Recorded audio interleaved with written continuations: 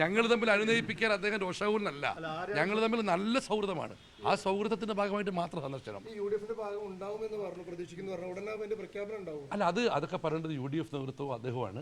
ഞാൻ പറഞ്ഞല്ലോ, മുന്നണിയിൽ എടുക്കുന്ന കാര്യം സംബന്ധിച്ചോ മറ്റു നിബന്ധനകളെ സംബന്ധിച്ചോ ചർച്ചയ്ക്കല്ല ഞങ്ങൾ വന്നത്. ഞാൻ തികച്ചും സൗഹൃദപരമായ സന്ദർശനം. ആ സന്ദർശനത്തിൽ ഞങ്ങൾ ഹാപ്പിയാണ്. അത് ഞാൻ പറഞ്ഞല്ലോ, ആ സുഹൃത്ത് സന്ദർശനത്തിൽ ഞങ്ങൾ ഹാപ്പി ആയിട്ടാണ് മടങ്ങുന്നത്. ഞങ്ങൾ 3 പേരും അദ്ദേഹത്തിൻ്റെ സുഹൃത്തുക്കളാണ്. ഞങ്ങളൊരു കോമൺ ഫ്രണ്ടാണ് അദ്ദേഹം. അപ്പോൾ ഞങ്ങളൊന്നും കണ്ടു, സംസാരിച്ചു, അതിനപ്പുറം ഒന്നുമില്ല. ഇത് മുന്നണിയുടെയോ പാർട്ടിയുടെ നിർദ്ദേശപ്രകാരമൊന്നുമല്ല.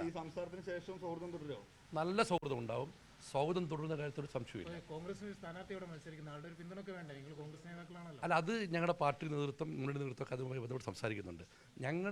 ഞങ്ങളുടെ വരവും ഞങ്ങളുടെ സന്ദർശനവും അല്ല, അത് ആരുടെ ഷൗക്കത്ത് ജയിക്കും, ആരുടെ ഷൗക്കത്ത് എന്തായാലും ജയിക്കും, അക്കാര്യം തർക്കമില്ല.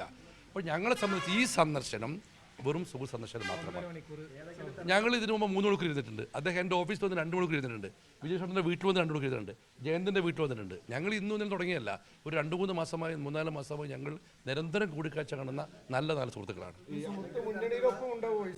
അല്ല, അത് നേതൃത്വം തീരുമാനിക്കട്ടെ, അദ്ദേഹം തീരുമാനിക്കട്ടെ. ആവണമെന്നാണ് ഞങ്ങൾ ആഗ്രഹം.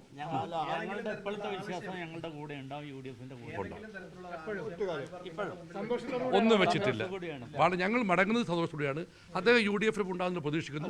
തീരുമാനമെടുക്കേണ്ടത് അദ്ദേഹം UDF നേതൃത്വമാണ്. ഞങ്ങൾ അതിനൊക്കെ ആരാ?